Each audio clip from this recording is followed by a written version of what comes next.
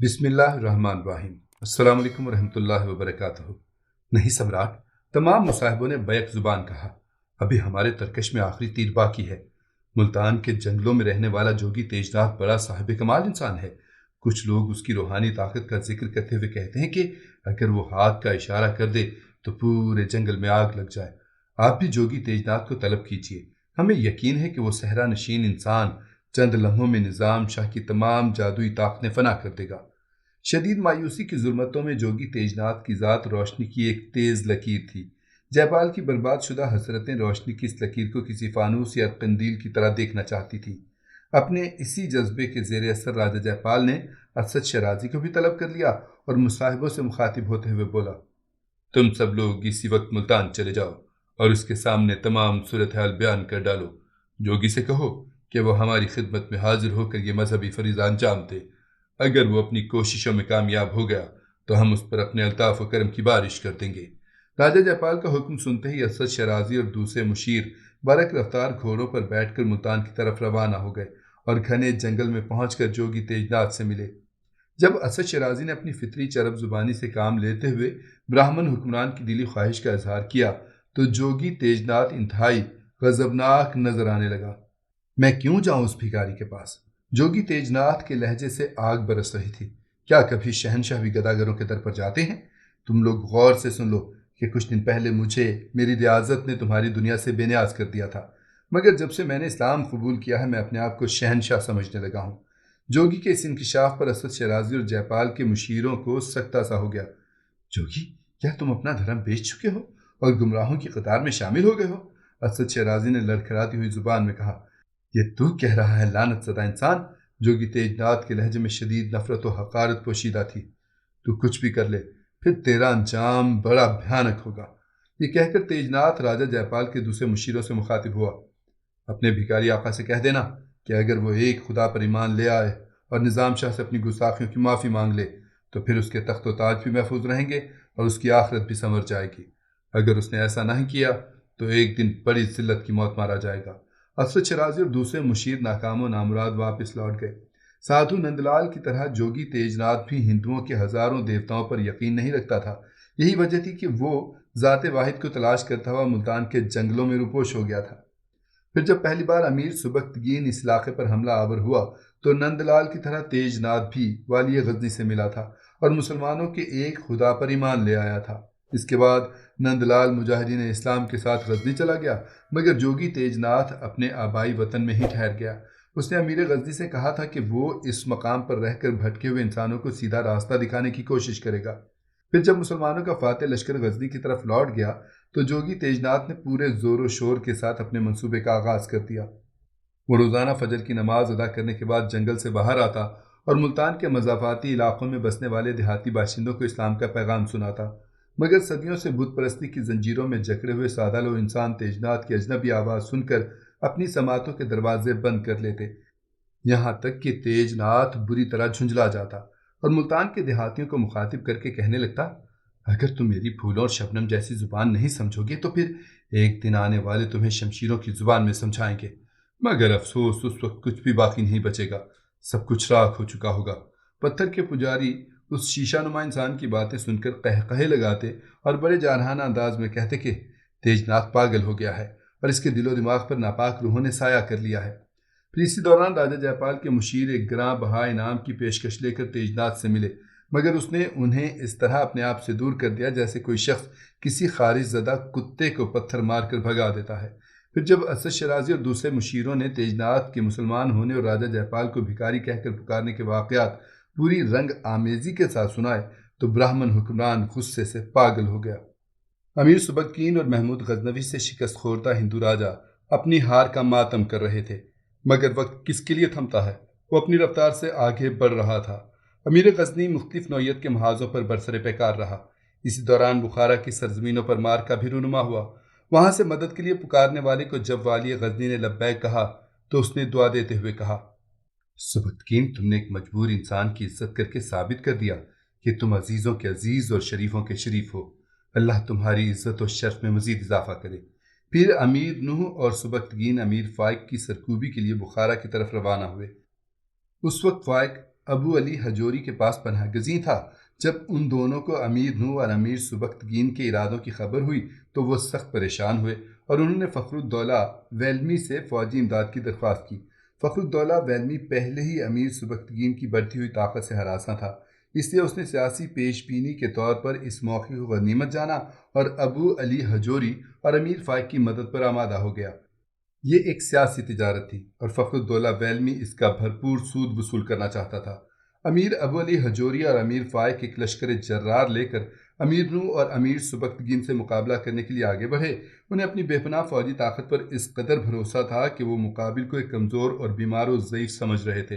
خود عام سپاہیوں کا بھی یہ اندازہ تھا کہ اس معرکہ آرائی میں شکست و بربادی کے سوا امیر نوح اور امیر سبکتگین کے ہاتھ کچھ نہیں آئے گا۔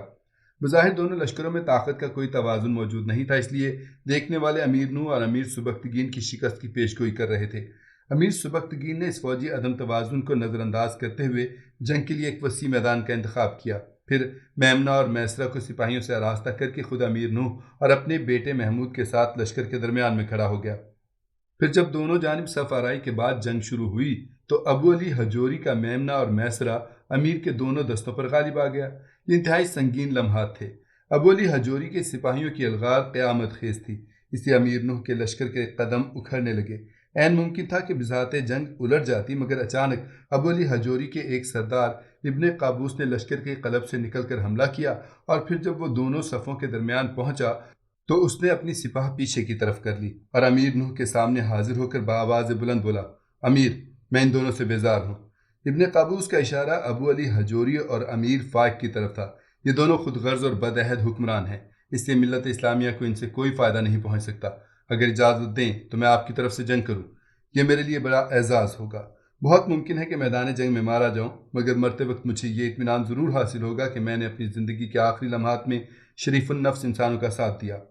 ابن قابوس کی گفتگو سن کر کچھ دیر تک تو امیر نوح پر حیرت و سکوت کی کیفیت طاری رہی۔ پھر اس نے سر کے اشارے سے ابن قابوس کو جنگ کرنے کی اجازت دے دی اور انتہائی شفقت آمیز لہجے میں کہا، اللہ تمہاری مدد کرے۔ جب ابو علی حجوری اور امیر فائق کے دوسرے وزیروں اور سرداروں نے یہ صورتحال دیکھی تو کچھ دیر کے لیے ان پر دہشت سی طاری ہو گئی۔ وہ سمجھے کہ ابن قابوس نے تنہا غداری نہیں کی ہوگی، بلکہ ان کی صفوں میں اس کے دوسرے ساتھی بھی موجود ہوں گے۔ اس ذہنی کشمکش اور خوف و ہراس نے ابو علی حجوری اور امیر فائق کے لشکروں کو مفلوج کر کے رکھ دیا۔ پھر جب امیر سبکتگین نے دشمن کے لشکر کا یہ انتشار دیکھا تو اس نے اپنے منتخب بہادروں کے ایک دستے کو ساتھ لے کر بھرپور حملہ کر دیا۔ خراسانی لشکر جو پہلے ہی منتشر ہو چکا تھا، امیر سبکتگین کے اس حملے کی تاب نہ لا سکا اور بدحواس ہو کر سامنے کی طرف بھاگ نکلا۔ اس موقع پر ولی عہد غزنی محمود نے ذہانت اور بے جگری کا ثبوت دیا۔ اس نے فرار ہونے والے سپاہیوں کا بہت دور تک تعاقب کیا۔ نتیجتاً ان میں سے بیشتر سپاہی قتل کر دیے گئے اور جو باقی بچے انہیں قیدی بنا لیا گیا۔ جب امیر ابو علی حجوری اور امیر فائق نیشاپور کی طرف فرار ہو گئے تو امیر نوح نے فتح کے ایک جشن خاص میں ولی عہد غزنی محمود کو سیف الدولہ کا خطاب دیتے ہوئے کہا، فرزند، مجھے تم پر ناز ہے اور میری آنکھیں دیکھ رہی ہیں کہ تمہاری ذات سے ملت اسلامیہ کا روشن مستقبل وابستہ ہے۔ اس کے ساتھ ہی امیر نوح نے غدار ابو علی حجوری کو نمک حرام قرار دیا اور اس کے بجائے محمود کو امیر الامراء مقرر کیا۔ اس کے بعد امیر نوح کامیاب و کامران بخارا کی طرف روانہ ہوا۔ پھر جب امیر سبکتگین اور محمود بڑی آن بان کے ساتھ نیشاپور کی جانب بڑھے تو امیر ابو علی حجوری اور امیر فائق بدحواس ہو کر جرجان کی طرف بھاگ گئے اور خانہ بدوشوں کی طرح فخر الدولہ ویلمی کے یہاں پناہ گزین ہوئے۔ اس موقع پر محمود نے اپنے باپ کی طرف دیکھتے ہوئے فخریہ لہجے میں کہا، بابا جان، آج کوئی میرا مقابل نہیں ہے اور میری بلند اقبالی کا یہ عالم ہے کہ میں جہاں جاتا ہوں دشمن وہاں سے بھاگ کھڑا ہوتا ہے۔ ہاں فرزند، ایسا ہی ہے، امیر سبکتگین نے انتہائی مسرت آمیز لہجے میں کہا اور بیٹے کی پشت پر ہاتھ رکھ دیا۔ پھر جب فتح کے نشے میں سرشار امیر سبکتگین غزنی کی طرف روانہ ہوا تو محمود نیشاپور میں تنہا رہ گیا۔ تو ابو علی حجوری اور امیر فائق نے اس موقع کو غنیمت سمجھا۔ اس سے پہلے کہ امیر نوح اور امیر سبکتگین محمود کی مدد کو پہنچتے، دونوں نے مل کر اس پر حملہ کر دیا۔ اس جنگ میں محمود کو شکست ہوئی اور وہ میدان جنگ سے فرار ہونے پر مجبور ہو گیا۔ پھر اسی رات محمود نے نظام شاہ کو خواب میں دیکھا۔ شیخ انتہائی عالم طیش میں فرما رہے تھے، محمود، تو جانتا ہے کہ تجھے یہ شکست کیوں ہوئی؟ یاد رکھ کہ ناشکر گزار بندوں کا یہی حشر ہوتا ہے۔ تم نے اپنے سے کہیں زیادہ طاقتور لشکر پر غلبہ حاصل کرنے کے بعد اللہ کی کبریائی بیان نہیں کی، بلکہ اپنے منہ سے اپنی ہی تعریف کرنے لگا۔ تجھے معلوم ہونا چاہیے کہ اس کائنات میں اللہ کے سوا کوئی بڑا نہیں ہے، سب چھوٹے ہیں، بہت چھوٹے، انسانی عقل کے اندازوں سے بھی زیادہ چھوٹے، بس وہی ایک بڑا ہے اور اسی کی بڑائی قائم رہنے والی ہے۔ خواب کی حالت میں نظام شاہ کی سخت تنبیہ سن کر محمود کی آنکھ کھل گئی۔ نیند کے عالم میں بھی نظام شاہ کے جلال روحانی کا یہ عالم تھا کہ ولی عہد غزنی شدت خوف سے کانپ رہا تھا اور اس کا پورا جسم پسینے میں ڈوبا ہوا تھا۔ پھر جب نیند کا خمار زائل ہو گیا تو محمود کو اپنی خوفناک غلطی کا احساس ہوا۔ اس نے فتح کامرانی کے نشے میں انتہائی ناشکر گزاری اور غرور کا مظاہرہ کیا۔ اس احساس کے ساتھ ہی ولی عہد غزنی کا سر ندامت سے جھک گیا۔ پھر محمود گھبرا کر اٹھا، اپنے خیمے سے باہر نکلا، وضو کیا اور نماز کی نیت باندھ کر خالق کی کائنات کے سامنے کھڑا ہو گیا۔ نصف شب کے سناٹے میں محمود کا جسم لرز رہا تھا اور اسے اپنے دل کی دھڑکنیں صاف سنائی دے رہی تھیں۔ پھر نماز ختم ہونے کے بعد ولی عہد غزنی سجدے میں چلا گیا اور اس قدر رویا کہ اس کی آنسوں سے مصلح بھیگ گیا۔ اے مالک بحر و بر، یہ تیرا گناہ گار بندہ محمود تیری بارگاہ جلال میں سجدہ ریز ہے۔ تو اس کی تمام کوتاہیوں اور لغزشوں سے درگزر فرما کہ تیرے سوا کوئی معبود نہیں۔ میں تیری پاکی بیان کرتا ہوں اور اپنی ناپاک زبان سے اس بات کا اقرار کرتا ہوں کہ تو ہی عزیز و جلیل ہے اور تو ہی جبار و متکبر۔ تمام غرور و کبریائی تیری ہی ذات کے لیے ہے اور تیری ان صفات میں کوئی دوسرا شریک نہیں ہو سکتا۔ میں جانتا ہوں کہ تیرا رحم تیرے قہر پر غالب ہے، اس لیے مجھے اپنی اس شان کریمی کے صدقے میں معاف فرما دے۔ تیرے بے پناہ کرم اور لازوال قدرت نے میرے باپ دادا کے پیروں میں پڑی ہوئی غلامی کی زنجیریں کاٹ دیں۔ ہم خانہ بدوشوں کو مسائل کی تیز دھوپ سے بچانے کے لیے قصر شاہی کا سائبان دیا، اور کل تک ہمارے جن سروں پر ذلت و افلاس کی دھول اڑا کرتی تھی ان سروں کو تاج زر نگار سے سجایا، مگر ہم تیرے ناشکر گزار تھے کہ تیرے بے پایاں کرم کو فراموش کر بیٹھے اور حرص و ہوس کے خنجر سے اپنے نفس کو ہلاک کر ڈالا۔ کل تک دشمنوں کے دلوں پر میری ہیبت چھائی رہتی تھی، مگر آج کھلے آسمان کے نیچے اس طرح بے یار و مددگار کھڑا ہوں کہ میرے چہرے پر شکست کی سیاہی ملی ہوئی ہے اور قبائے ذات ذلت کے گرد و غبار سے اٹ کر رہ گئی ہے۔ اگر تو نے میرے حال زار پر نظر کرم نہ فرمایا تو ایک دن میں خود بھی راستے کی دھول بن کر رہ جاؤں گا۔ اے حی و قیوم، مجھے بے نشان ہونے سے بچا لے اور میرے اس گناہ کو بخش دے جس کے سبب مجھے اپنی زندگی کے شرمناک دور سے گزرنا پڑ رہا ہے۔ محمود سجدے کی حالت میں اذان فجر تک گریہ وزاری کرتا رہا۔ پھر اس نے نماز ادا کی اور بہت دیر تک مشرق کی جانب منہ کر کے خلا میں گھورتا رہا۔ پھر جب سورج طلوع ہونے لگا تو محمود نے دوبارہ دعا کے لیے ہاتھ اٹھا دیے۔ اے قادر مطلق، جس طرح تو نے سورج کو فنا غروب کی منزل سے گزرنے کے بعد نئی زندگی بخشی ہے، اسی طرح اپنے عاجز و گناہ گار بندے محمود کو بھی وہی روشنی اور تابناکی عطا فرما دے جو اس کی غلطیوں اور کوتاہیوں کے باعث کہیں گم ہو گئی ہے۔ اس دعا کے بعد محمود ابو علی حجوری اور امیر فائق سے دوبارہ جنگ کرنے کی منصوبہ بندی کرنے لگا۔ وہ ہر حال میں نیشا پور کو دشمن کے غلبے سے آزاد کرانا چاہتا تھا، مگر اس کی سمجھ میں نہیں آ رہا تھا کہ وہ دو طاقتور امیروں سے کس طرح مقابلہ کرے گا۔ اسی دوران امیر سبکتگین نے یہ افسوسناک خبر سنی تو اسے کچھ دیر کے لیے سکتہ سا ہو گیا اور چہرے پر رنج و ملال کے گہرے سائے پھیل گئے۔ محمود کی شکست نے امیر سبکتگین کے ساتھ پورے غزنی کو سوگوار بنا دیا تھا۔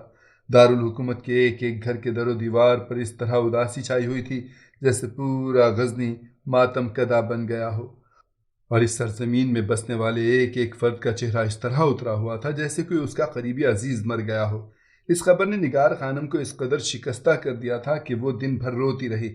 حسب معمول حضرت نظام شاہ رات کے وقت اس سے ملنے کے لیے آئے تو وہ بے اختیار ان سے لپٹ گئی، پھر آنسوں اور ہچکیوں کے درمیان کہنے لگی، بابا آپ کا بت شکن ہار گیا ہے۔ اللہ رب العزت کی بارگاہ میں محمود غزنوی کی توبہ شرف قبولیت حاصل کر سکی یا اسے مزید امتحانوں اور آزمائشوں سے گزرنا پڑا؟ داستان میں آگے کیا ہوا آپ کو اگلی قسط میں بتائیں گے۔